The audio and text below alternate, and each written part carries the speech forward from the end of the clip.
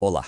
Olha, a gente sabe que a violência no ambiente de trabalho é, infelizmente, uma realidade assustadora para muito profissional de saúde, né? Mas e se existisse um jeito de pegar todo o caos de uma agressão e transformar numa defesa? Sabe? Uma defesa impenetrável. Pois é exatamente isso que a gente vai construir aqui hoje. Uma blindagem jurídica, passo a passo, para garantir seu segurança e o seu respaldo na lei. Para começar, vamos pegar essa frase aqui do Corrente de São Paulo, que é, nossa, ela é a chave de tudo. Pensa comigo.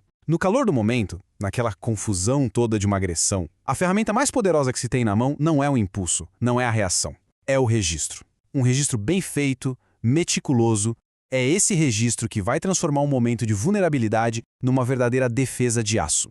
Então, esse aqui é o nosso roteiro para chegar nessa segurança. Primeiro, a gente vai encarar o problema de frente. Depois, vamos montar a nossa primeira linha de defesa, que é o registro. Daí vamos aprender a transformar simples relatos em provas de verdade, entender o que é a tal da cadeia de custódia e, no final, fechar com chave de ouro a nossa blindagem jurídica. Vamos lá? Ok. Primeiro ponto, vamos dimensionar esse problema. A violência contra quem dedica a vida a cuidar dos outros, infelizmente, não é um caso isolado. É um risco da profissão, e um risco que aparece de várias formas, muitas que a gente nem imagina. Porque a agressão vai muito além do tapa do empurrão. Ela grita com ataques verbais. Ela desgasta a mente na pressão psicológica. E hoje em dia, ela se espalha como fogo nos chamados linchamentos digitais. E o pior, às vezes a ameaça vem de dentro, na forma de violência institucional de quem deveria proteger. Reconhecer essas diferentes caras da violência é o primeiríssimo passo para saber como reagir. Certo. O problema está definido. Agora, vamos para a solução. E a primeira reação depois que o incidente acontece, qual deve ser? A resposta é uma palavra: organização. A sua primeira e mais poderosa linha de defesa é a documentação imediata de tudo. Pensa bem, o momento de uma agressão é o puro caos. A adrenalina está lá em cima, a clareza vai embora.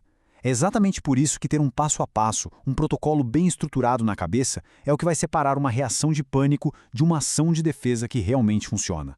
E olha só, o CRM de Minas Gerais já deixou esse protocolo mastigadinho para a gente em 4 passos. Primeiro, peça ajuda, imediatamente. Chama colegas, chama a segurança, testemunhas, gente, valem ouro. Segundo, comunique, oficialmente, para a chefia, para a diretoria. Isso cria um rastro formal. Terceiro, junte os dados, quem agrediu, quem viu. E quarto, super importante, denuncie ao seu conselho. Não deixe a agressão cair no esquecimento. Beleza, a poeira baixou. Agora é que começa a parte técnica, a parte decisiva. Como é que a gente pega aquele relato do momento, cheio de emoção, e transforma num documento que a justiça olha e respeita? A resposta está na precisão absoluta. E aqui tem uma diferença que, nossa, é fundamental. O seu papel é fazer um relatório técnico. O que é isso? É uma fotografia dos fatos. Objetivo, sem opinião, sem eu acho que. Já o laudo pericial que interpreta esses fatos, isso é trabalho para perito oficial. Não é da sua conta. Confundir essas duas coisas é um erro grave que pode invalidar sua prova lá na frente. Então, como se constrói esse relatório à prova de balas? Primeiro, objetividade total.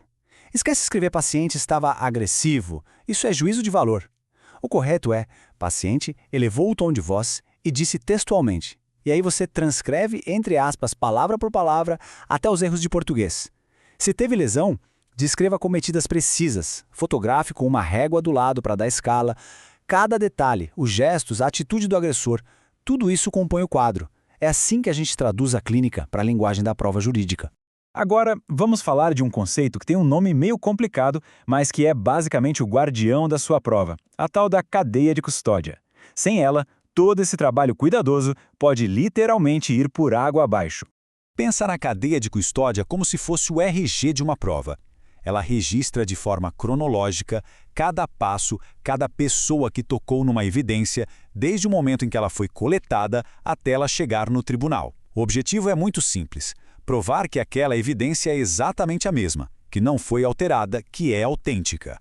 E na prática, como é que isso funciona? São passos simples, mas que precisam de muito rigor. Sempre use luvas.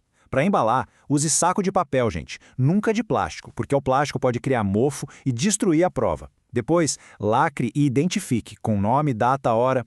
E o passo final, que é crucial, documente toda vez que essa evidência mudar de mãos. Tem que ter um histórico impecável.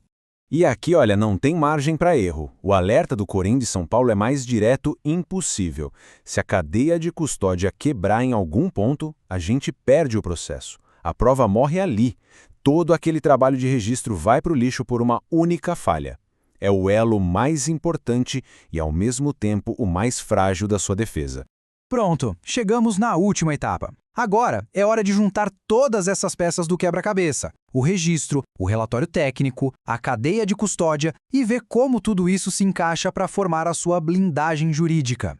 No momento em que se segue esses protocolos, a gente deixa de ser só uma vítima e passa a ser um profissional com respaldo. O peso da técnica, o peso da lei, tudo isso passa a jogar do seu lado. A vulnerabilidade se transforma em confiança. A confiança de quem fez a coisa certa e, mais importante, tem como provar. E o que essa blindagem aciona na vida real? Direitos. Direitos muito concretos. A emissão da CAT, a comunicação de acidente de trabalho, é obrigatória. A sua instituição tem o dever de dar suporte psicológico e jurídico. Existe sim o direito de pedir transferência se o ambiente continuar perigoso. O ideal, claro, é que a sua unidade já tenha protocolos de segurança para isso. Conhecer seus direitos é o último pilar dessa proteção toda. E para fechar, fica essa reflexão aqui. A questão não é só se preparar para um ato de violência, é fortalecer a prática do dia a dia. Porque a maior defesa não se constrói depois da agressão. Ela é construída em cada prontuário bem feito, em cada registro detalhado, todos os dias. Então, a pergunta é: a sua documentação de hoje está pronta para lutar por você na justiça amanhã? Pense nisso. A sua segurança começa na ponta da sua caneta.